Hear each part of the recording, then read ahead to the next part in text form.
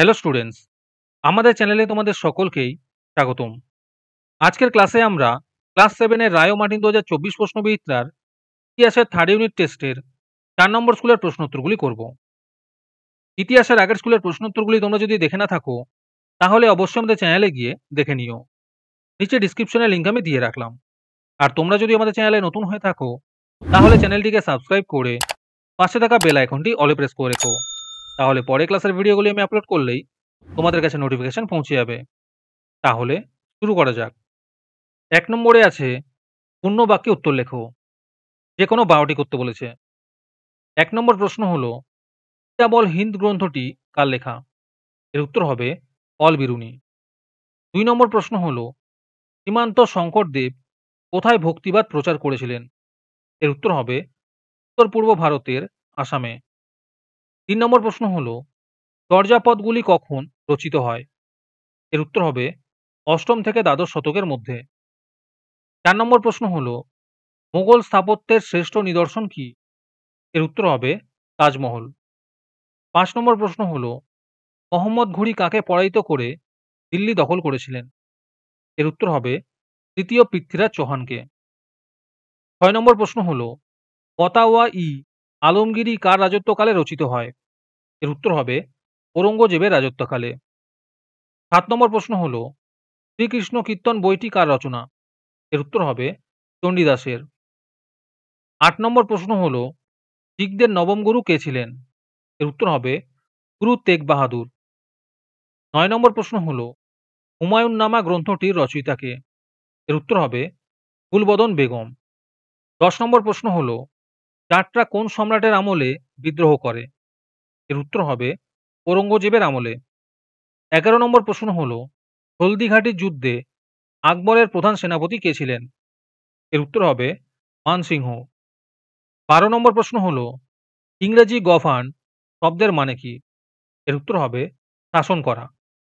১৩ নম্বর প্রশ্ন হলো, জৈবন্নিসা কে ছিলেন? এর উত্তর হবে ঔরঙ্গজেবের কন্যা। ১৪ নম্বর প্রশ্ন হলো, মোহাম্মদ বিন তুগলকের সময় ১ মণ চালের দাম কত ছিল? এর উত্তর হবে ১৪ জিতল।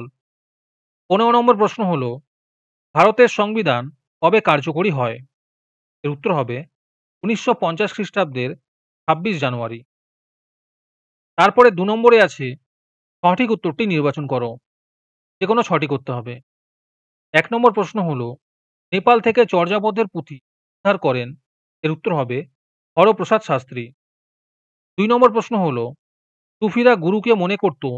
এর উত্তর হবে ৩ নম্বর প্রশ্ন হলো, মহাভারতের ফার্সি অনুবাদের নাম? এর উত্তর হবে রজমনামা। ৪ নম্বর প্রশ্ন হলো, জৌনপুরী রাগ সৃষ্টি করেন? এর উত্তর হবে ইব্রাহিম শাহ তুর্কি। ৫ নম্বর প্রশ্ন হলো, শিবাজির অভিষেক হয়? এর উত্তর হবে ১৬৭৪ খ্রিস্টাব্দে। ৬ নম্বর প্রশ্ন হলো, বাজারের তথ্য সরকারকে দেওয়ার দায়িত্ব ছিল? এর উত্তর হবে কানুনগোদের। ৭ নম্বর প্রশ্ন হলো, বুলন্দ দরওয়াজা নির্মাণ করেন? এর উত্তর হবে আকবর। ৮ নম্বর প্রশ্ন হলো, সংস্কৃতে পুর শব্দের অর্থ? এর উত্তর হবে নগর। তারপরে ৩ নম্বরে আছে, নিচের বিবৃতিগুলি কোনটি ঠিক কোনটি ভুল লেখো। ১ নম্বর প্রশ্ন হলো, আরবিতে সুপ কথাটির অর্থ পশমের তৈরি এক টুকরো কাপড়। এটি ঠিক হবে। ২ নম্বর প্রশ্ন হলো, ১৫৫৩ খ্রিস্টাব্দে শ্রীচৈতন্যদেবের মৃত্যু হয়। এটি ঠিক হবে।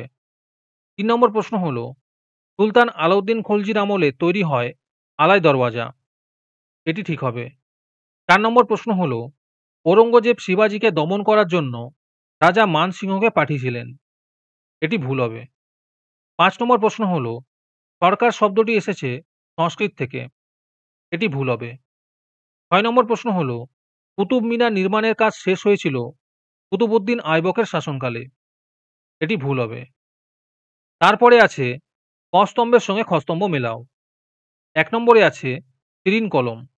এর উত্তর হবে খোয়াজা আব্দুস সামাদ। ২ নম্বরে আছে আইনি আকবরী। এর উত্তর হবে আবুল ফজল। ৩ নম্বরে আছে মুনতাখাব উদ তোয়ারিখ।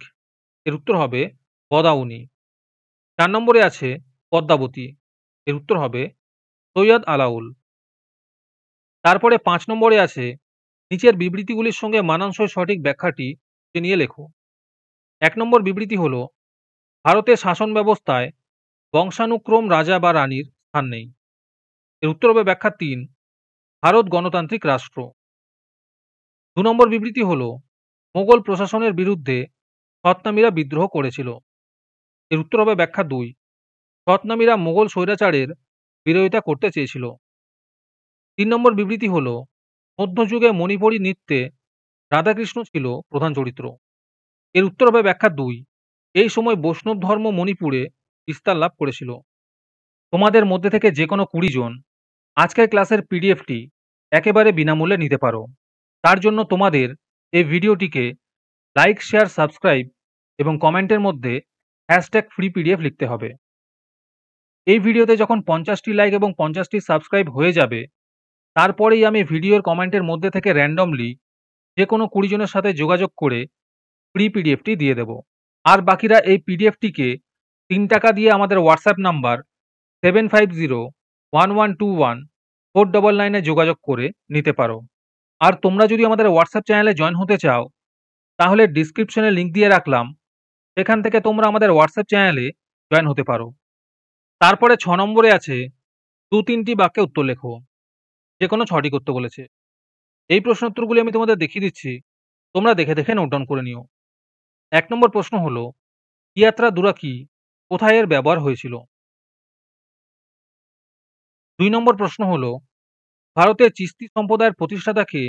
এই সম্প্রদায়ের আর একজন সুফি সাধকের নাম লেখো। ৩ নম্বর প্রশ্ন হলো, পুরন্দরের সন্ধি কত খ্রিস্টাব্দে হয়েছিল?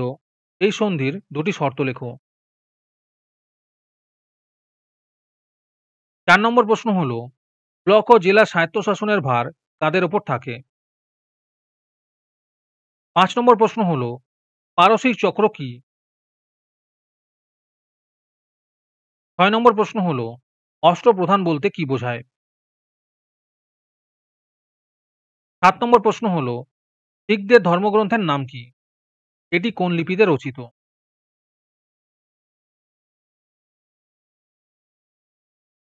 তারপরে ৭ নম্বরে আছে, ৪-৫টি বাক্যে নিচের প্রশ্নগুলির উত্তর লেখো। যে কোনো ৫টি করতে বলেছে। ১ নম্বর প্রশ্ন হলো, সুলতানি মোঘল যুগে মানুষের অবসর যাপন অথবা বিনোদনের উপকরণগুলি কি ছিল? ২ নম্বর প্রশ্ন হলো, খলসা কাদের বলা হতো? আর এর সাথে আছে, খলসাপন্থীদের বৈশিষ্ট্য কি ছিল? ৩ নম্বর প্রশ্ন হলো, পৌর শাসন ব্যবস্থা কিভাবে গঠিত হয়? আর তার সাথে আছে, পৌরসভার ২টি কাজ উল্লেখ করো।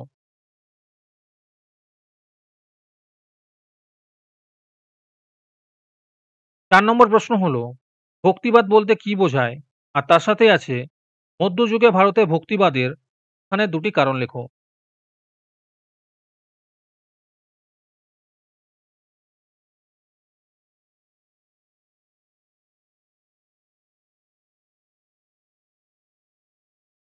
৫ নম্বর প্রশ্ন হলো, শিবায়ন কি?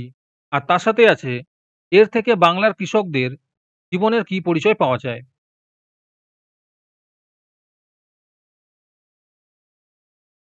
৬ নম্বর প্রশ্ন হলো, সিলসিলা কাকে বলে? আর এর সাথে আছে, চিশতি সুফিদের জীবনযাত্রা কেমন ছিল?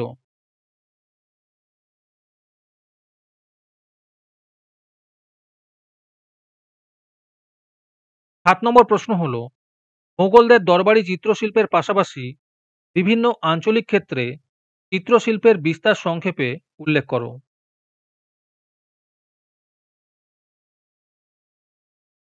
তারপরে ৮ নম্বরে আছে, গণতন্ত্র কাকে বলে? আর তার সাথে আছে, ভারতকে গণতান্ত্রিক রাষ্ট্র বলে কেন? তারপরে ৮ নম্বরে আছে, ৮-১০টি বাক্যে নিচের প্রশ্নের উত্তরগুলি লেখো। যে কোনো ৩টে করতে বলেছে। ১ নম্বর প্রশ্ন হলো, পানিপথের প্রথম যুদ্ধে বাবরের জয়লাভের কারণ কি ছিল?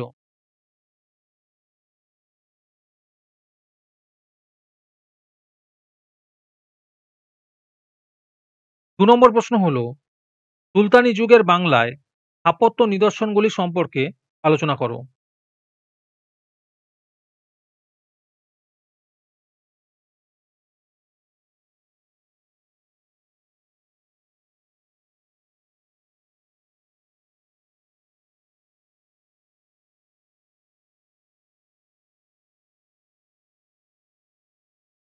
3 নম্বর প্রশ্ন হলো, শিবাজি কিভাবে মারাঠা রাজ্য গড়ে তুলেছিলেন?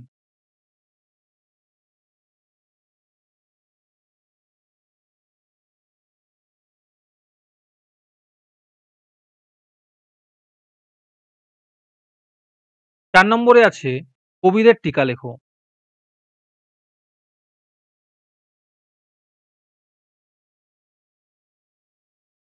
5 নম্বর প্রশ্ন হলো, মোগল সাম্রাজ্যের প্রশাসনিক আদর্শ কি ছিল?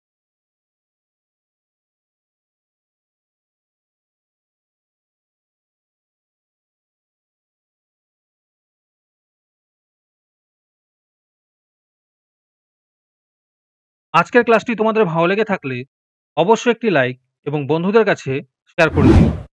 পরের স্কুলগুলির প্রশ্নোত্তরের ভিডিও তাড়াতাড়ি পেতে চ্যানেলটিকে অবশ্যই সাবস্ক্রাইব করে রেখো। তাহলে দেখা হচ্ছে পরের ক্লাসে।